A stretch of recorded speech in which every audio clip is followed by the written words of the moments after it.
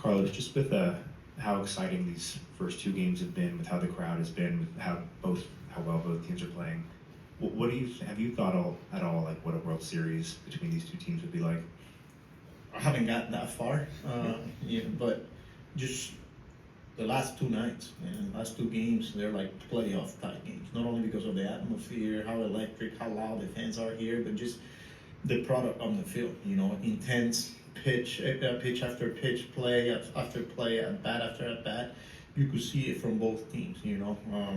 Giving all out on the field, and that's as a fan, as baseball, the sport itself. When you got two teams playing on one of the biggest markets in the world, it's pretty cool.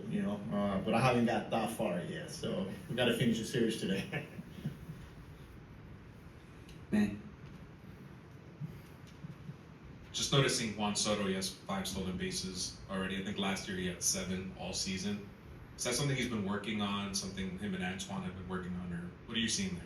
Yeah, taking advantage of opportunities, using the information, trusting the information.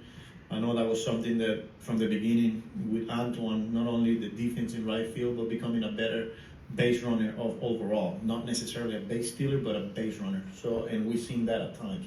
Yesterday, that play still in third base kind of ended up being the difference, and he ends up scoring on a sac fly, and we ended up winning the game by 1 run. So it's something that from the beginning, like I said, they've been working on, and every time that opportunity presents, we're going to take advantage of it. And just taking it to the bullpen now. With Reed Garrett, I'm just noticing his command is off a little bit. What are you seeing from him? Yeah, I feel like, especially with the cutter, missing arm side, the walks the past couple of outings, but I feel like he continues to make pitches when he needs to. Yesterday he got out of that inning and he was huge for us. So we'll make the adjustments. He will make the adjustment. I think it's just one of those stretches where maybe that pitch right now he's a little off.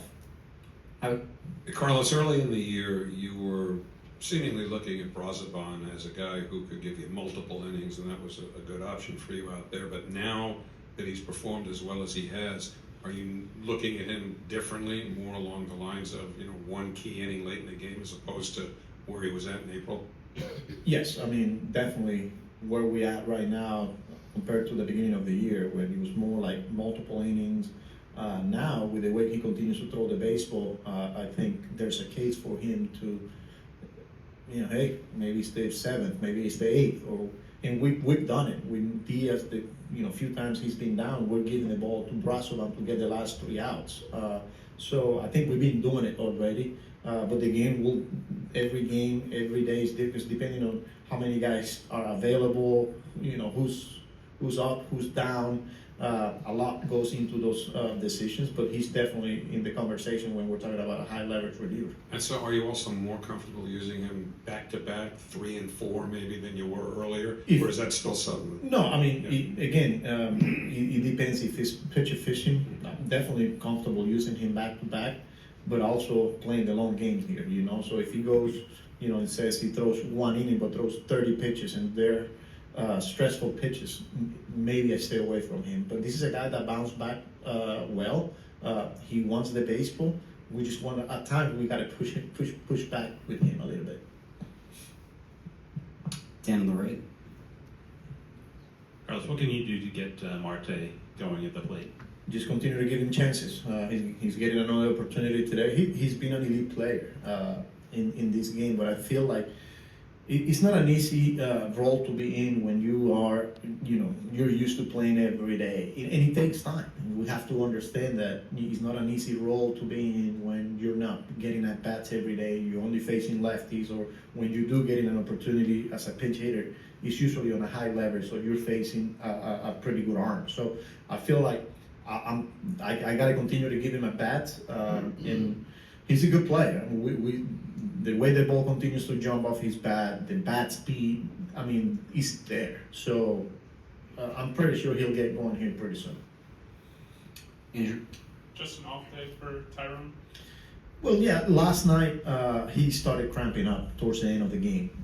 So I was kind of like, 50-50 when I was making out the lineup, but when I checked with him after the game yesterday, he's fine today. But last night, with him talking to the trainers, the last couple of innings, I think there was a play at second base when he dove head first, I think it was, and he felt some cramping there around the calf area. What have you thought of what you've seen from Jeff in center so far? He's been fine. I don't think he's been tested, but making the routine plays. I think there was a couple of times that balls in the gap, the way he went after and kept it as a single as opposed to giving up the double. I like that, but again, he's been fine there in center field, uncomfortable, and that's why he continues to get reps there. Roger?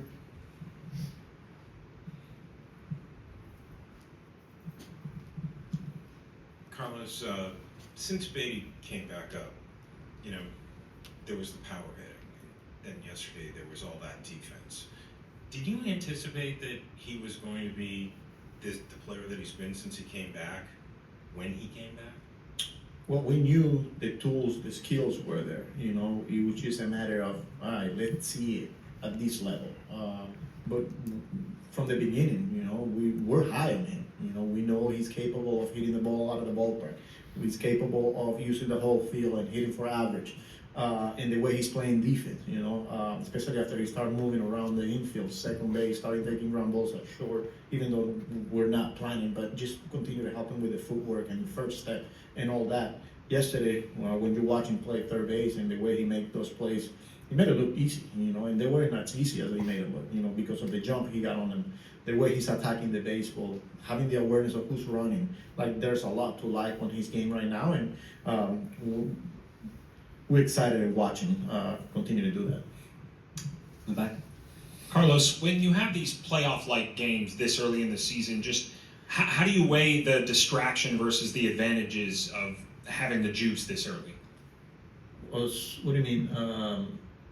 Like when the stakes are higher, everyone says, we're not changing our routine or anything. However, you're talking about the excitement of being out there. Right. How do you balance that? Yeah, it's part of it. It's part of when you have a good team, when you're part of a good team, and you're playing a really good team, especially here in New York, and there's so much excitement. There's whereas the Soto or Judge and all that, you just try your best to try to treat it as a normal day. Even though it's not normal, because it feels like a playoff, but you can get too high, you can get too low, can make too much out of, whatever happens after the series. Our job is to come here and win a series, right? Continue to win series. We still got a long ways to go, but it's always good to see how you match up against good teams. This is a good team on the Yankees, and we continue to play well.